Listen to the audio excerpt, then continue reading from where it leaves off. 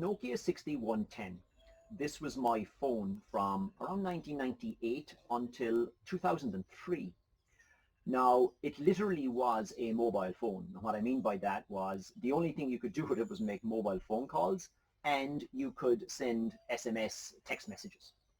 Now, there was no Bluetooth, there was no Wi-Fi and whatever, but all of the devices back then, they all had an infrared port. More on that later.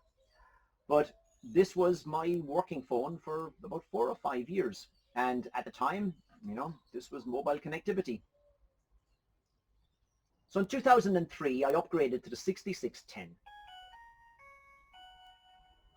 Now this was a beautiful little phone, and I know I used this up to about 2008, because if I go into the menus and I look at the call register, I know I have a missed call in there from April 2008. So I was using it on and off. But this was kind of the first phone that I had that's like what we have today. Color screen, lots of different menu options, settings. You could have an alarm clock. It actually had a built-in radio. Now, you used the headset. It didn't have a phone jack like we know today. They all had their own weird connectors. But you could listen to the radio using the phone.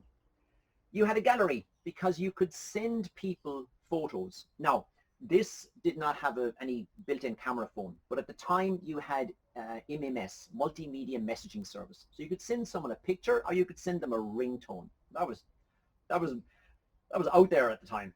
You had an organizer, to-do lists. You had games that you could play. You had applications on your phone. Nothing like what we have today, but it was the start.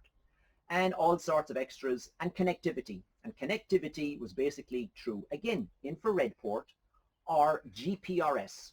GPRS was the General Packet Radio Service.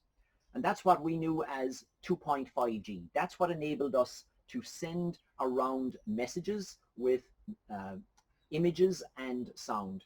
Now, compared to today's world, it was very, very basic. But back then, this was a cool piece of kit.